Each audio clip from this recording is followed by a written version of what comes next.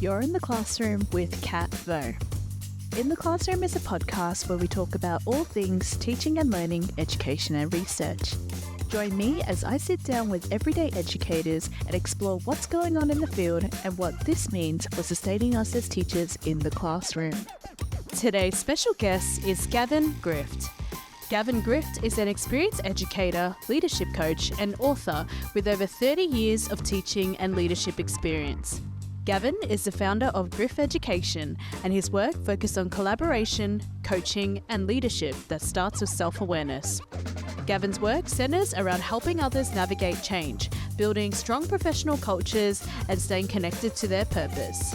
He's the author of several books, including Emerge, 5 Ways of Being, and Collaborative Teams at Work. We're so excited to have Gavin on the show today and hope you find this insightful for your own teaching. Alrighty, everyone. So today we're in the classroom with Gavin Grift. Gavin, a huge welcome to In the Classroom. Do you want to start by introducing yourself to our listeners? Hey, thank you. Well, first of all, can I just say thank you for having me on? Anytime I can sit with an educator and solve the world's problems or, just do the fat on anything education, I'm really happy to. So I really appreciate you bringing me on. So my name's Gavin Grift and I'm an author and I'm an educator. I'm a teacher, just happen to do different things, but it's nice to be part of this. So Gavin, how long have you been teaching for? What's your journey in education been like? I think, to be honest, you need to go back to being a student. I think for me, my journey as an educator started as a student because I was not a highly engaged student in primary school until I had a year 6 teacher by the name of Mr. Wallace. And he really did completely edit my self-story and help me see school in a different light. And so I became fascinated by the way he did that. And so I identified with that and kind of wanted to become a teacher at that point. And then high school, it just reinforced for me that there was one teacher in particular, there are a few, but one in particular that just saw me and heard me and actually ensured that I went through the bumpy roads of high school and some of the poor decisions I made to get me through and become the teacher I wanted to become. So I think that's important to say because I think all of us as educators, we do it, for a particular reason, but it starts somewhere. It's kind of like a seed that, otherwise, why would you do it, right? Because it's not the easiest of jobs and it's only getting probably more complex. So that's just started and I became a primary school teacher, early 90s. I've been in education for over 30 years and basically was in the classroom / leadership around about 15 to 17, 18 years, something like that. Sort of there was a transition period. And then the last part of my career has been more in executive leadership in sort of businesses and organizations that support education alongside of authoring and being a speaker and presenting. I guess my classroom changed, but my teaching, I still teach. So that's a very long story, kind of short. I love that. So Gavin, I think I remember this excerpt on Mr. Wallace in your Emerge book at the start of it, actually. And you talk about how profound Mr. Wallace has made an impact in your life. How do you think that influence has shaped, your view of leadership, that understanding of this is how, my experience in education, how has that essentially shaped your interest in leadership for teachers today? I think it's about people first, second, third, fourth, fifth, and process, innovation and everything else after that, because it was me that he saw. And I think in all of my work with leaders, particularly middle leaders, but also with executive leaders in my private coaching practice, it's about helping people discover who they are, and also helping them to discover who other people are. And I think that seed was started way back in primary school because he saw me, and didn't come from necessarily a place of assumptions about me. And that thread runs through all the work I do with leaders in leadership. And the more work I do with leaders, the more I coach them, the more I've got privileged position to work with them, the more that just deepens in my belief around what leadership really is. It's about seeing people, understanding people, working with people, understanding ourselves as a result of that, and then working out who we might need to be for us, but equally for those that we kind of serve. I kind of use that word from that sort of servant-orientated leadership theory, but we serve the mission, we serve the vision of the school, the organization, the students, each other, and ourselves. And I think that is the common thread, because when we get busy, which we do, when we're on autopilot, when we're confronted with the copious amounts of decisions every day that that educators face, I think that's when that can be compensated, or that can be compromised, I should say. And that's why it's even more important. We can almost see a colleague as a cog in a machine, or a resource, as opposed to a human being we work alongside for the same reasons. And I get all of that. I think it's really hard, but I think it's really, really important. So that's the work that I try and apply to myself with my own team and people I work with and have done. That's what I try and help other people to do. And you touched on a lot about the qualities of leadership, that servant-heartedness, that ability to have that self-awareness. Can you unpack some of the qualities of an effective leader? From the perspective of, because that's a big question, right? I mean, all we have to do is Google leadership books and how many come up. I mean, I think for me, that's part of both the problem, but also the opportunity, is that we're bombarded, and more so than ever, with information, with views, theories, models of leadership, research that may suit this context, but not that context. So I think authoring your own leadership story, finding ways to believe in your own approach in your own way that works for you, and ultimately the organization that you serve, or the team that you work with, is the most important. So, going back to your question, sorry, I know I'm going off tangent a bit, but I think for me, then, that's why self-awareness has become such a prominent aspect of my work over the past really 10 years. My work is in cognitive coaching. I work with, just to give you a bit of context, I work with educators around the world to support them in building success in other people, to help them build self-directedness in their colleagues by considering who they are in particular situations. Now, that led me to realizing that a lot of us in our leadership roles, that's great. We can do that for other people, and we can mediate other people's thinking. We can support them. But at the end of the day, our head hits the pillow at night. How do we mediate our own thinking?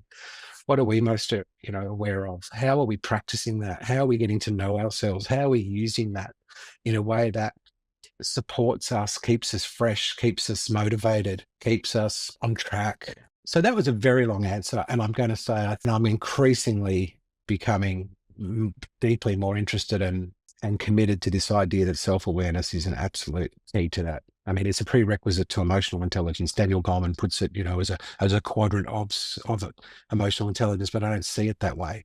How can you even think about how you feel about something, or, respond in ways that maybe is a more self-regulated way, or work with other people and their emotions, or even name the emotions with the granularity that is needed without self-awareness, So I think that is probably the key. How does one develop self-awareness? Because I would say that for myself, as I've been teaching for 5 years now, and it wasn't probably until my third year of teaching when I started to essentially have more collegial relationships with other colleagues of mine and draw close over that time, that I realized that I am a huge people pleaser, right? And I think that just came about from feeling, super bad that I couldn't step in or solve their problems. And I ended up taking the weight of that. And I realized that I was getting super burdened with other people's problems. So is that just something that somebody becomes aware of, or do they need extra help to name? How does one build that self-awareness to be able to say, okay, I'm a people pleaser. What's my next step? I think you've named some of those things. I mean, it's accumulative. Sometimes it can be more sudden. I mean, I guess, first of all, we've probably got to go back and think about, what do we mean by self-awareness?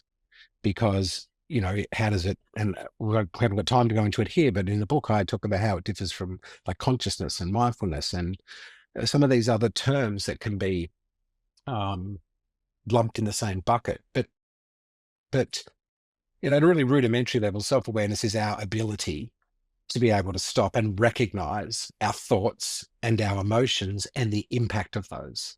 Right. When I work with educators, I talk about it's your capacity to turn off your autopilot and just have a look at what's going on in order to make more informed decisions. So going back to your question, through experience, through practice, the research from Julia Carden and her colleagues who influenced my thinking a lot in this work, we talk about through introspection and reflection deliberately, through practice. And I go further in the book and talk about exactly as you just did, and through challenge.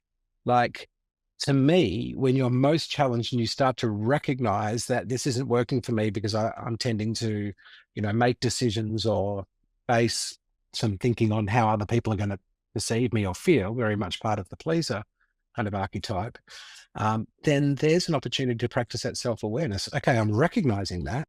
I feel that. I know some of the thoughts that I have that lead me to that.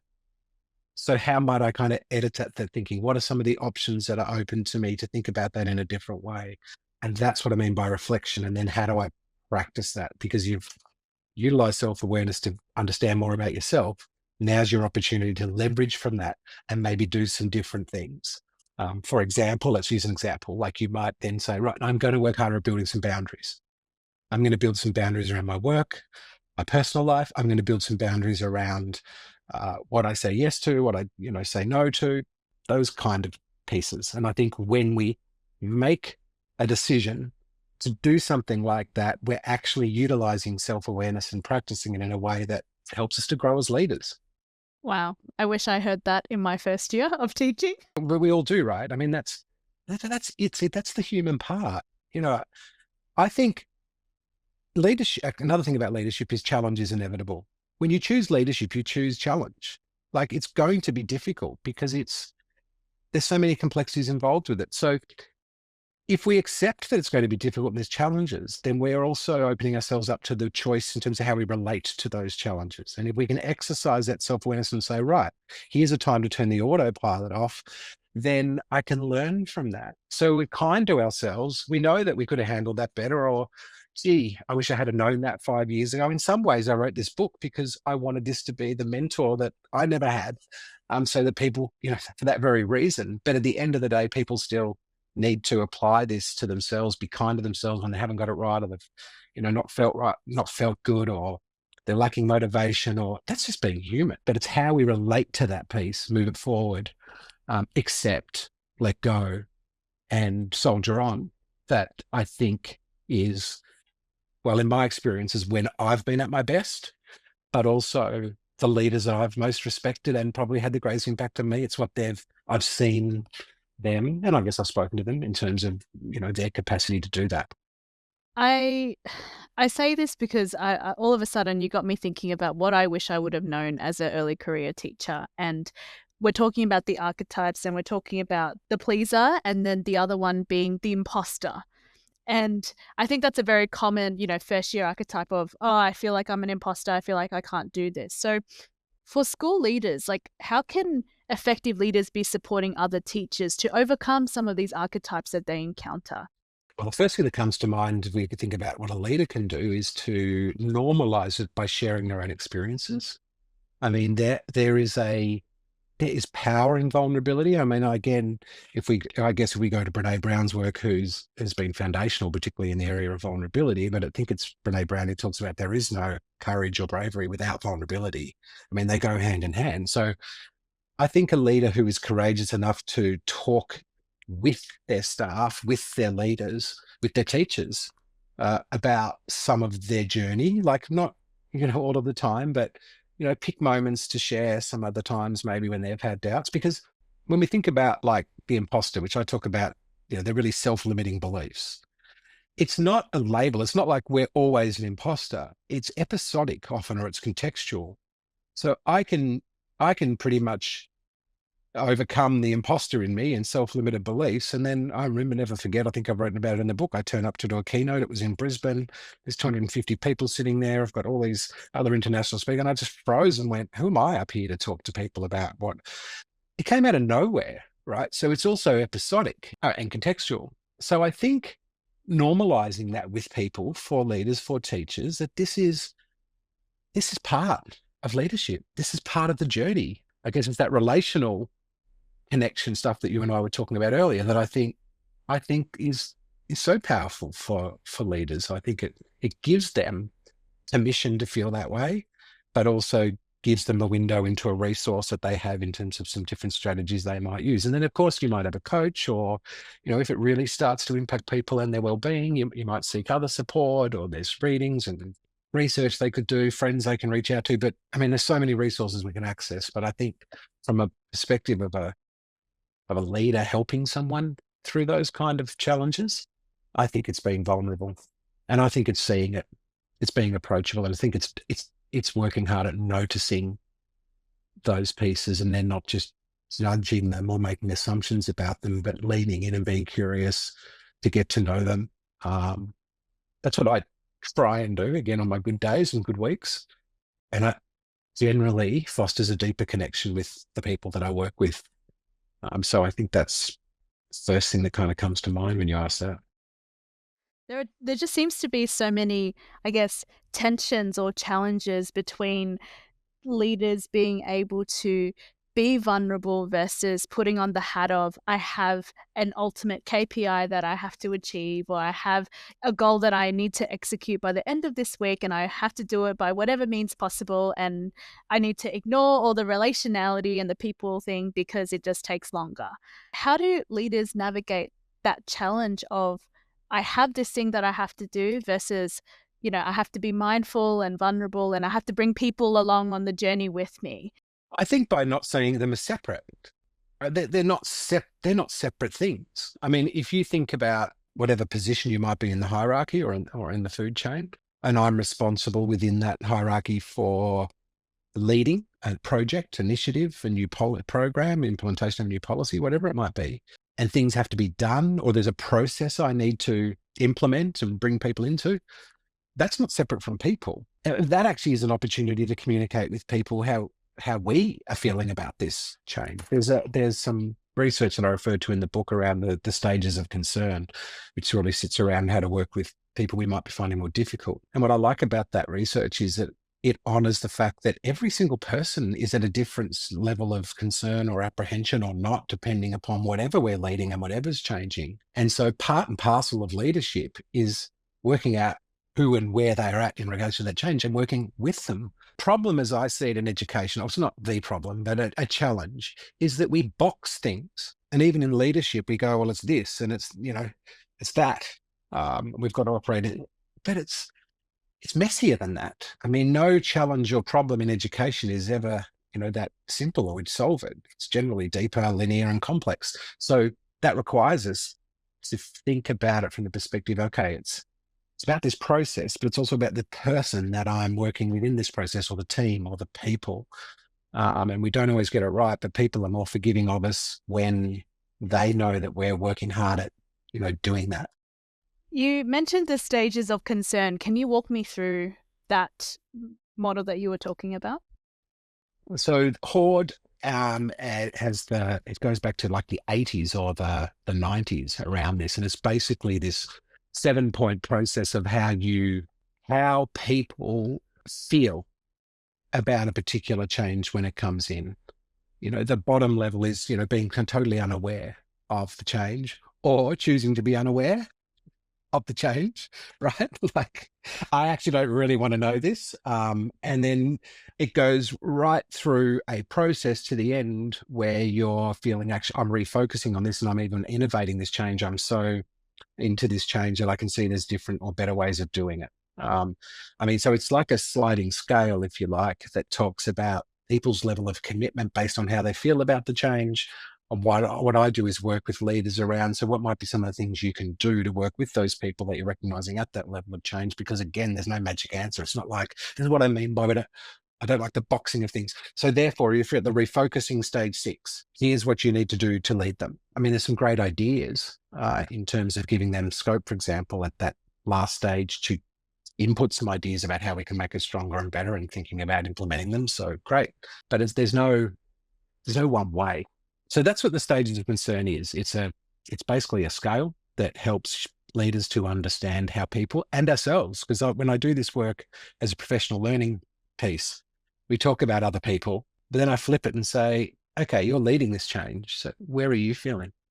How are you feeling about this change? Where are you in this stage of concern? Let's honor the fact that we're not always leading things that we're absolutely passionate about and love and want to innovate. There's often times when we're leading something that we're like, really? And that for middle leaders can be really tough, of course, because then they feel that tension around bringing people with them while they're, having doubts themselves or feeling unmotivated by it or not understanding the purpose of it or whatever. Reflecting on your entire career, you've learnt so much about this space. What is the most powerful lesson or piece of advice that you want to give to this next generation of teachers listening? Well, that's a big question. I think it's focus in on the work. Get clear about your own mission for why you want to lead, what your reason and purpose for leading is, what kind of drives you. Get clear about your own values and your own beliefs within that context. I mean, I think that's good advice just in general for us as we grow and develop. But in leadership, if we're clearer about our own, beliefs, which will change, and we're always open and always be curious, but we're clear about the beliefs we hold at the moment.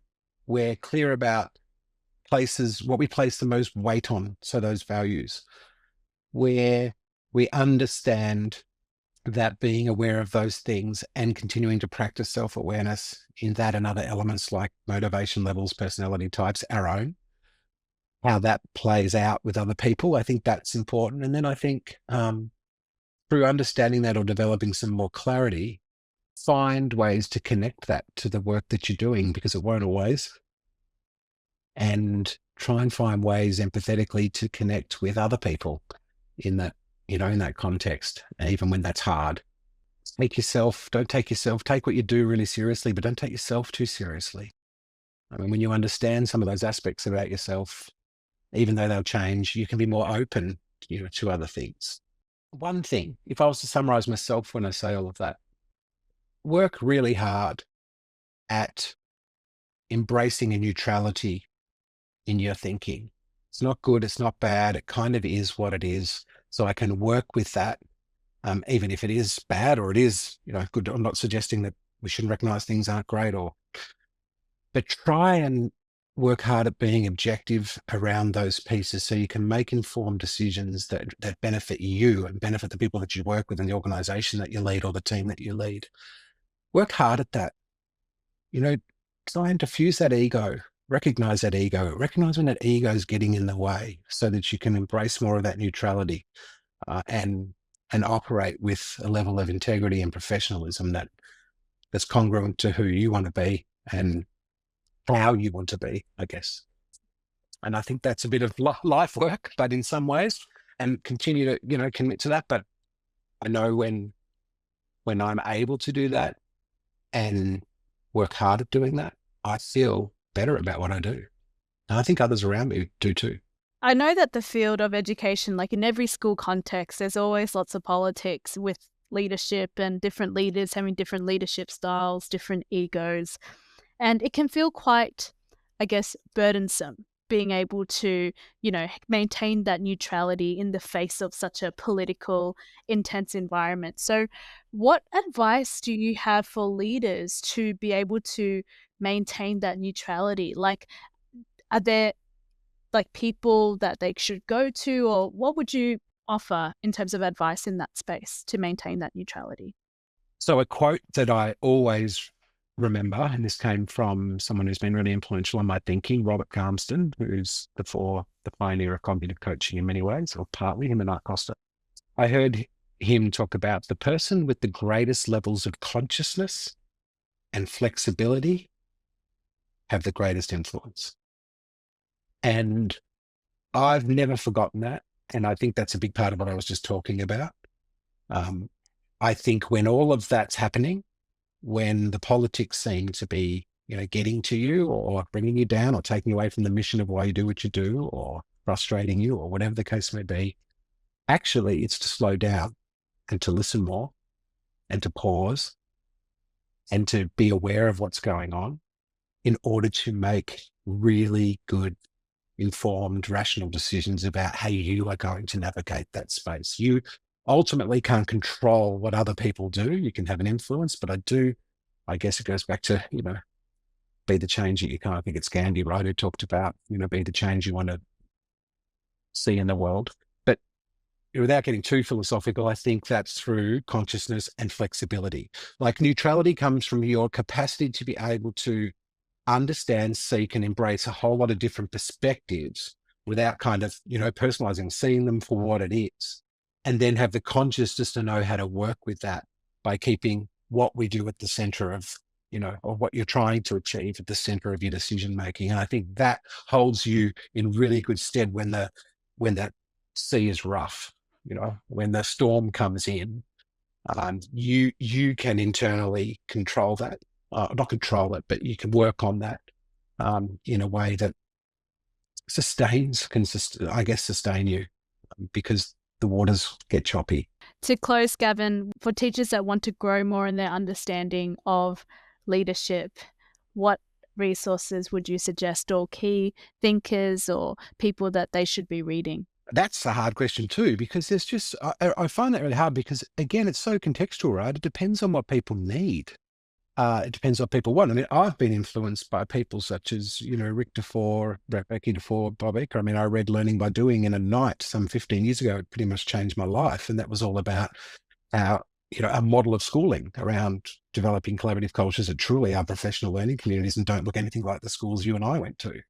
So for me, that was like, of course, if we want higher levels of learning for all students, then we're going to work together to get higher levels of learning for the adults in the building. So that requires us to be more collaborative. That requires us to learn and understand the skills of being collaborative and understanding how to lead it. So anything out there, I mean, that was influencing on me, but any book out there or any thinker, any researcher that gives people ideas about how to occupy a space that is demanding more higher levels of collaboration than ever before, I think it'd be really, really, really useful. And I think we need to close with, you have a book called Emerge. Can you just tell me, or tell our audience what your book is about and what teachers who will read it will walk away with? You don't write the book as you're typing it. You write a book in your head over years and years, and it was 15 years. And I live in Melbourne. Lockdown came. There was a lot of time that we had. I was off the treadmill, so to speak, and I got a chance to collect my own thoughts and the things I'd heard. I'd done some of my own research, both into some of the academic pieces, but also into the work that I was doing with middle leaders across Australia, and recognised 5 very key challenges that middle leaders face. And we've named a couple of them in this session, but like limiting self-beliefs, the pleas are feeling overwhelmed, not having enough time, et cetera, et cetera. And I thought, wow, here's my opportunity to put all the experiences I've had, all the mentors I've had, all the thinking, all the philosophy, all my experiences together in a way that gives a book to a middle leader to help them become more aware of, what might be going on for them, but also what levers they might be able to use to develop new habits or new ways of thinking about it. So I was trying to write a book for people that helps them to go internally, as we have in this conversation to some degree, but then give them some actual approaches and strategies that are not highfalutin, but they can use them in ways that honors their context. So that's how it came about, and that's why I've written it. And that wraps up our conversation with Gavin Grift. A huge thank you to Gavin for sharing his valuable insights and experiences with us today. If you enjoyed this episode, please make sure to subscribe, rate me 5 stars, and leave a review. Don't forget to share this episode with anyone who might find it inspiring. Stay tuned for our next episode, where we'll dive into more fascinating topics and discussions. Until then, keep learning, stay curious, and take care. Thanks for listening to In the Classroom.